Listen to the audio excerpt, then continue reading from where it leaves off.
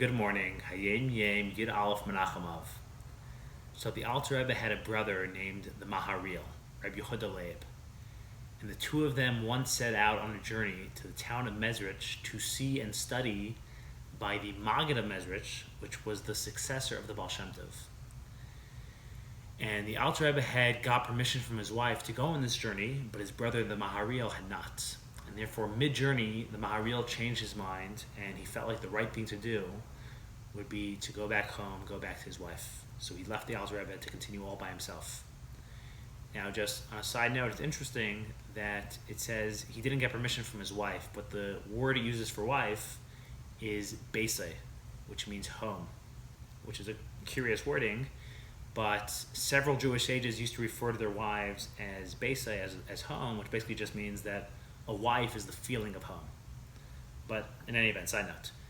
Then, though, the Alter Rebbe continued the journey all by himself, and he reached and arrived in Mezeritch, in the town of Mezeritch, in the late summer of 1764. And when he first arrived, he was coming as like a test trial. He wasn't sure if he's going to stay. He wasn't sure if he wanted to be a Chassid of the Maggid.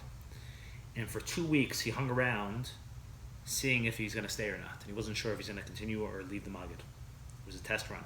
And after 2 weeks, though, he was brought in and he became a Chassid of the Maggid, and he decided to stay for a while. And he ended up staying on his first visit all the way for close to like 3/4 of a year. He stayed all the way till after Pesach of 1765. He arrived in late summer 1764, and he left after Pesach of 1765. And it says we have a tradition that the first mimer he heard from the Maggid was on the pasuk, on the words Nachamu Nachamu, which is the opening pasuk of the Haftarah of that week.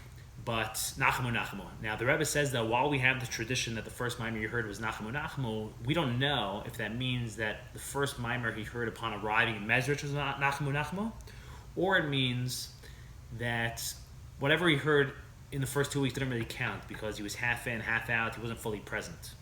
After 2 weeks of being there, when he decided to stay, he decided he wants to be a Chassid, so then he was really soaking it all in, he was really paying attention, he was really bottled to and accepting the Maimarim.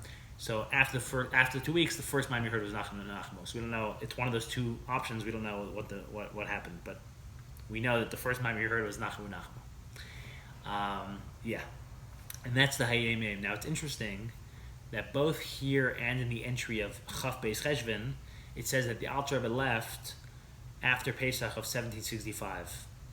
But in the Friedrich Rebbe Sikha that this is taken from, and in the Rebbe's Haggadah, in the part that talks about checking for the chametz, in both those sources it says that the Alter Rebbe left before Pesach of 1765, and he got back home shortly before Pesach of 1765. So that's just an interesting discrepancy.